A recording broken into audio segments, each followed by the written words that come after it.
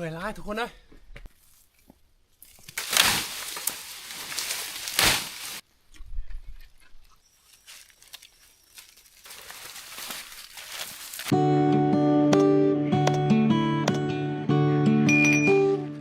เอาสบายดีทุกคนยินดีต้อนรับที่พี่น้องเข้ามาติดตามรับชมเป็นกำลังใจแกเบาต้มคนหน่อยนะพี่น้องเนาะก็สำหรับ EP นี้นะเฮาบ่ได้ออกไปไซนะทุกคนบ่ได้ลงไปเวียดหรือว่าบ่ได้เลาะชนบทแต่ว่าเฮากับเมียก็พากันไปหาแคมนะทุกคนว่าช่วงนี้ก็จะเป็นช่วงที่แคมมันออกดอกเลยนี่ก็เป็น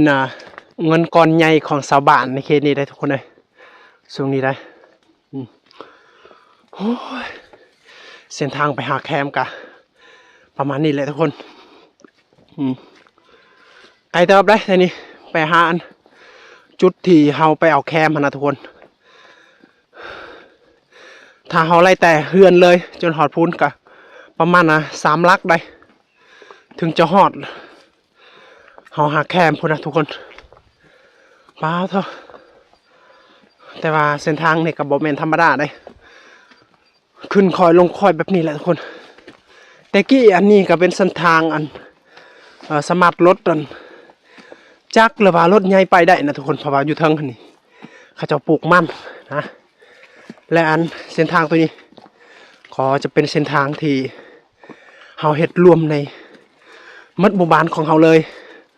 เฮาเอาทุนมาโฮมกันกับประมาณ60 ล้านแหละที่เฮาบุกเบิกเส้นทางตัวนี้นะทุกคนแต่ว่าเดี๋ยวนี้เส้นทางตัวนี้ขับไปบ่รอดแล้วนะเบิ่งเป็นลูกเป็นคุมขนาดนะคนย่างกะย่างสายย่างขวาแบบนี้นะเส้นทางมันยากเด้โอ้โหเขาจะตักแคมตามนี้เลยนะเมื่อไรโอ้เขาจะตักตามนี้เลยได้แคมเขาโอ้เขาจะหาตามส่วนเนี่ยก็ส่วนของผู้หนึ่งนะแคมนี่ก็จะเป็นส่วนได้ที่สบานเห็ดไว้แต่บ่แม่นว่าส่วนที่เขาจะปลูกแคมโดยเฉพาะแต่ว่าแคมนี่มันเกิดเองไม่ได้ปลูกเลยนะทุกคนแต่ว่ามันเกิดเองนะเมื่อยล้าทุกคนนะ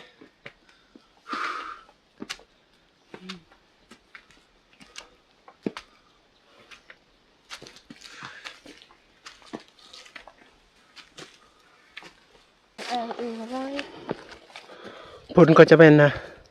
ส่วนแคมของเรานะทุกคนแต่ว่าโตมันใกล้ๆนี่เขาจะให้อีแม่เป็นผู้หาเลยเขาไปหาอยู่เทิงนั้นพออยู่เทิงมันไกลลีแล้วในการเดินไปเขาต้องขึ้นคอยลงคอยกับมันเมื่อยนะก็เขาไปหา2 คนแต่ก็ให้เพิ่นนั้นหาตามมาบ่อนไกลๆนี้นะใกล้ประมาณนี้แหละทุกคนเส้นทางเลยรถสิไปเนี่ยได้บัดนี้เส้นทางรถได้นี่เฮาบุกเบิกตอนนั้นแต่ว่าบ่ถึงปีแต่ว่าน้ำมันทำลายก่อนที่ชาวบ้านนะอยากลกมันนะก็เลยได้ชาวบ้านที่มีมันอยู่เทิงค่ะเนี่ยก็บ่มีความหวังว่าสิได้มัน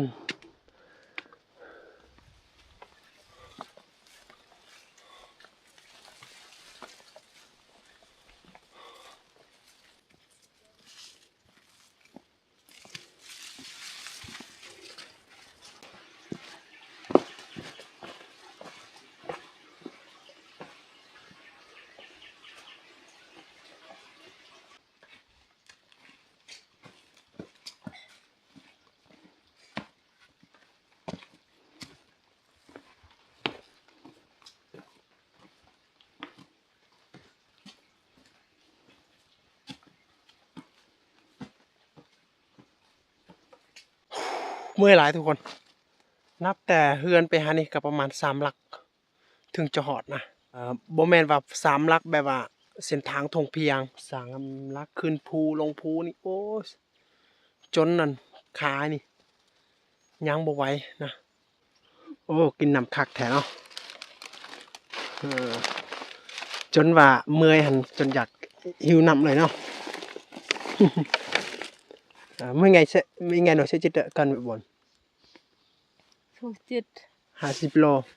เมื่อวานนี้ได้50 โลเนาะเอามื้อนี้หั่นสิแข่งขันเด้อหาสิแข่งขันว่าผู้ใดได้หลายผู้ใดได้น้อยเนาะเอาแข่งขันก่อนมื้อนี้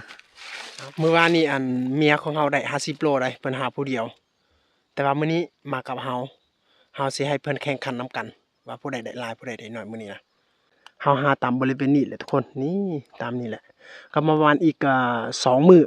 เฮาหาหมดสำเร็จนะ2 มื้อประมาณนั้นได้เพราะว่าแคมของเฮาก็มันบ่ทันออกก็หลายอยู่นะEmma hai suam mar lang ma cứ đậy merah suam marah หาต่างกันเนาะคือว่าเฮาเหยียบแล้วเจ้าอันไปพูอันเก็บดอกหั่นบ่แม่นบ่เอาต่างเนาะเบิ่งนั้นเจ้าหาเบิ่งนี่โอ้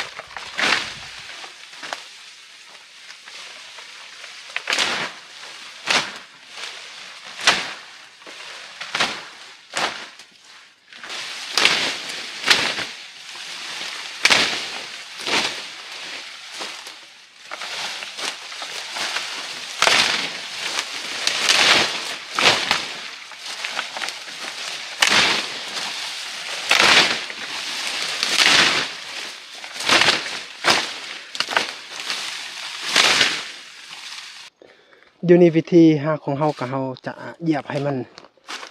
เรียบแบบนี้ก่อนนะทุกคนเหยียบทุกกันต้นมันของแคมนะเฮาเหยียบให้มันเละแบบนี้และอันประมาณชั่วโมงที่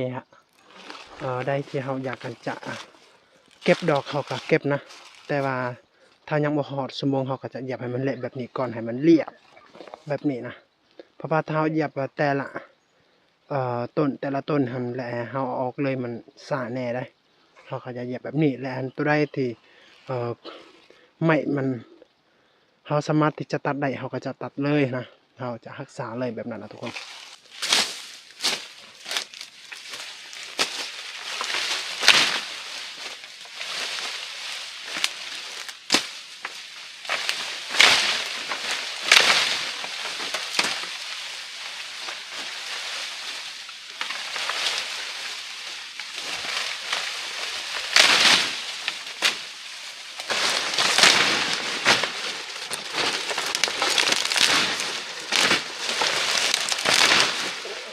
โอเคทุกคนเฮาได้เหยียบแต่เสาฮอด10 โมงยังนะเฮาเหยียบประมาณนี้แหละทุกคนแต่ว่าเดี๋ยวนี้ก็มีข่าวดีอีกก็คืออันตอนเสาบางอย่างเฮาถามเมียนี่ว่าอันได้เฮาเหยียบอันเจ้าเก็บดอกบ่หรือว่าได้เพิ่นว่าหั่นของใครของมันนะแต่ว่าเมื่อเพิ่นเห็นนั่นเฮาเหยียบหลายขนาดนี้นะทุกคนก็เลยหั่นเพิ่นนี่สิเฮ็ดนํกันแบบนี้เวลาเฮาเพิ่นเก็บแล้วตัวเฮาเหยียบหั่น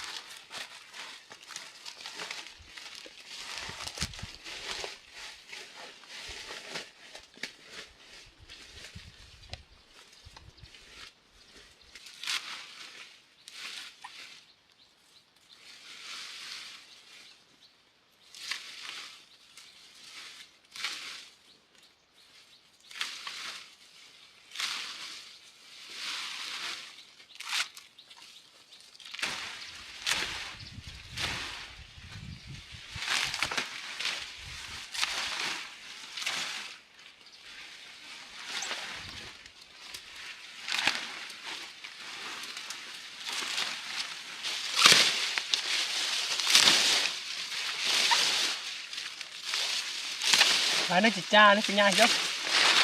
ยาเป็นไร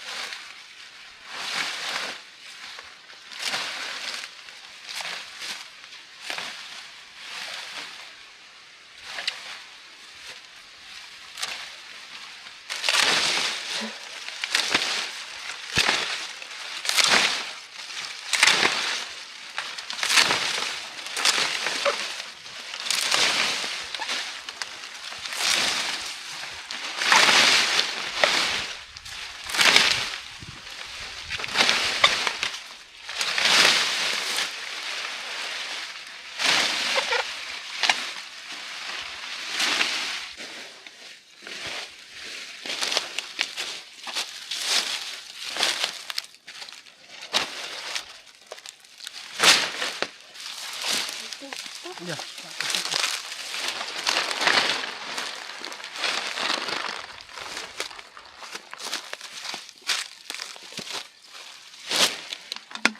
เอาทุกคนเดี๋ยวนี้ก็ฮอดภาพบรรยากาศที่เขาก็ต้องกินข้าวนะเพราะว่าฮอดเดี๋ยวนี้ก็ประมาณ1 โมงนะทุกคนเขาก็พักกินข้าวก่อนกินข้าวเที่ยงนะทุกคนหิวคือกันบ่ยายเป็นไงพี่ยายถือว่าหิวเนาะภาษาเฮาเอิ้นว่าพี่ยายนั่นน่ะหิวนะทุกคนเบิ่งนี่อาหารนี่นี่เปิดแกะอาหารก่อน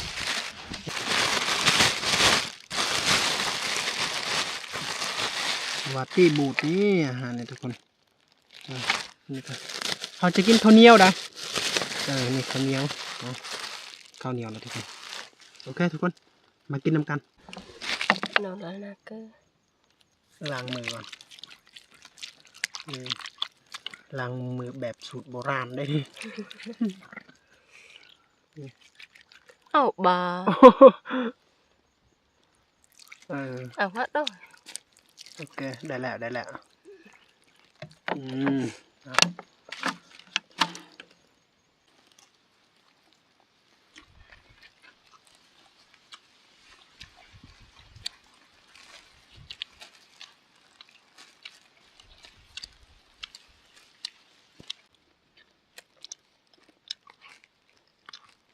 มักเดือกตัวมันปลาหมักเดือก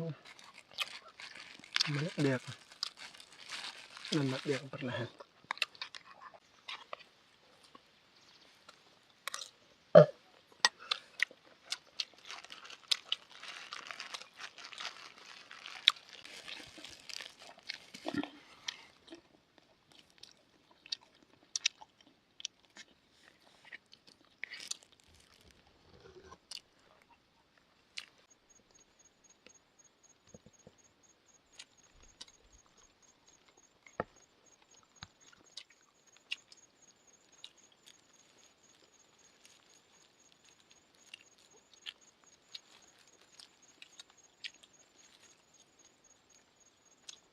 บาดยังไง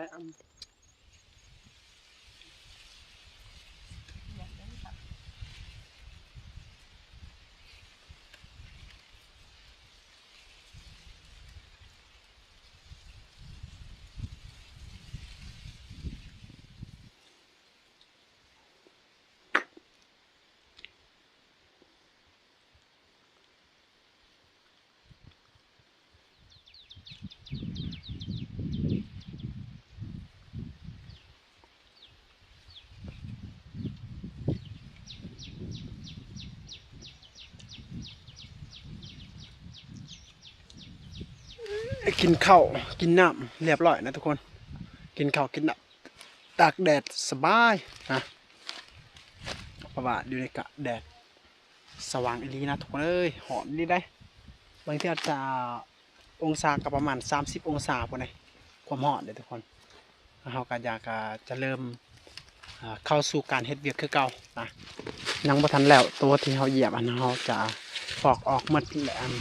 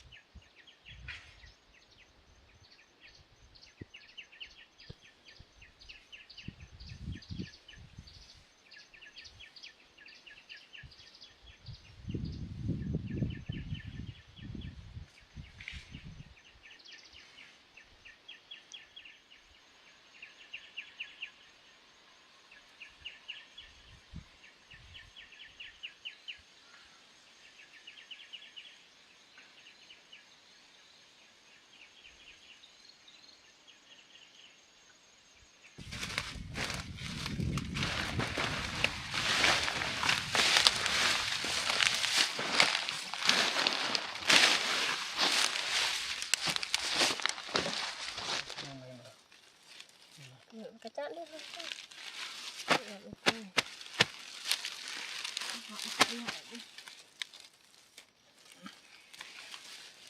ก็ปืดอุตะมืออะไรกันนู่น คันออกก็คือฟตอหนึ่งแปด นี่เนี่ยตอนดอกนี่อีกนะ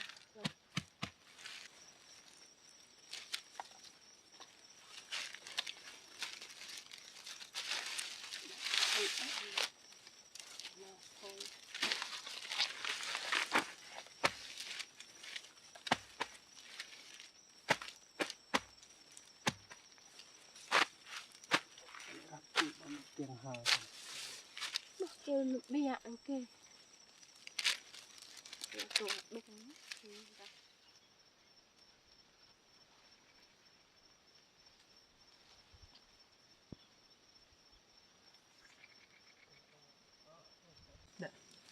ก็กินหน่อย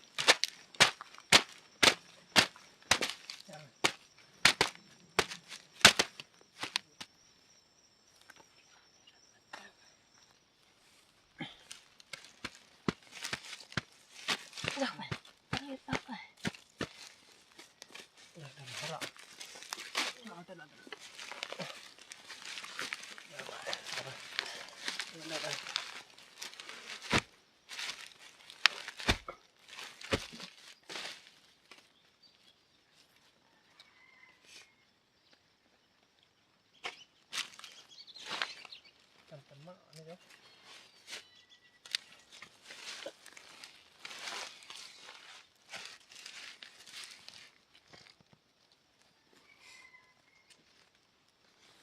โอเค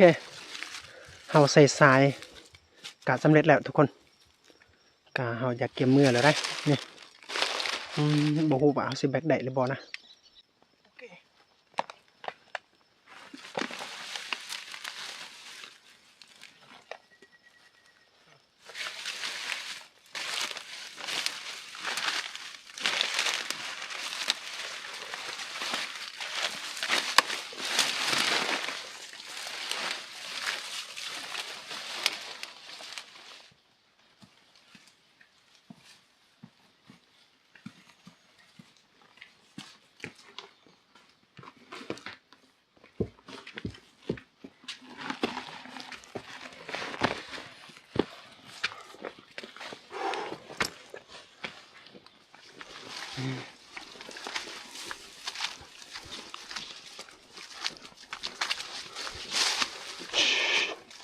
เมื่อยหลาย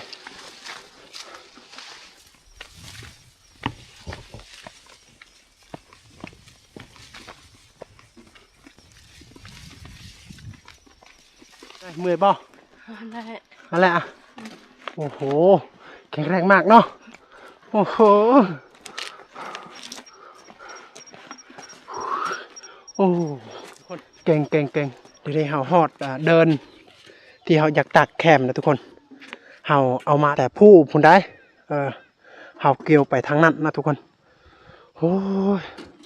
เบิ่งเฮาสิติดก่อนนะทุกคนนี่ก็เป็นของเฮา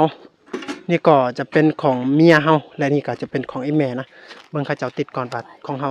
จักโลรวมทั้งหมดนะทุกคนเบิ่ง2คนเขาเจ้าก็ยกบ่ไหวได้หั่นโอเคอ้าว Nó lên đạp đi cơ rồi. Ô, ai lạ, ôi. Nhớ rõ cái sẹt kìa, từ kìa. Từ. Lại từ. Rõ cái sẹt kìa. Đi thân cao tới đòi ít cao mua thế kìa. Ok, đại lạ. Vâng. Ồ hổ,ทุกคน53โลครึ่งได้นี่โอ้โหของเฮาเมื่อวานนี้ของเมียกะ50นะ51นี่เฮา53พอดีกายหลุดลื่น2กิโลได้โอ้โหเบิ่งติดอีกของพวกเจ้าเบิ่งติดอย่าหาเสียดน่ะเอาลงก่อนตัวนี้โอเคอย่าตาลงจังเกอย่าติดเลยน้อยนาอีแสะนาอีติดอีกอย่าติดเอาเบิ่งของอีแม่ก่อน35โลเนาะนี่ 35 โลของไอ้แม่นี่โอเคเอาออก บ่น้อยๆเนาะโอเค ไอ้หนู37เอาไม่ฮอนตัดโอเคอย่าแม่ละในทันนะอย่าติดอีกตัวนี้อีกเอาลองเบิ่งลองติดเบิ่ง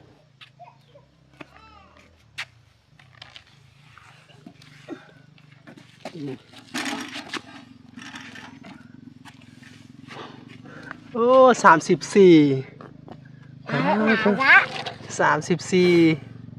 ของเมียนี่คือ34ได้ มาเลยที่32 นี่แหละทุกคน 34 30บ่ ได้ได้นี่มาไปสั่งเปราะเลยเดี๋ยวเลย เราเราหมู เอานี่แหละทุกคนแคมของเฮาได้แคมในมือนี้นะสำหรับมือนี้กะ3หมัดใหญ่ถ้าเป็นภาษาของเราเอิ้นว่าแปรกระนุยของไอ้แม่กระนุยหนึงของเฮากระนุยหนึงและของเมียกระนุยหนึงพอดีรวมทั้งหมดนี่กะ60พอดี110ปลายโล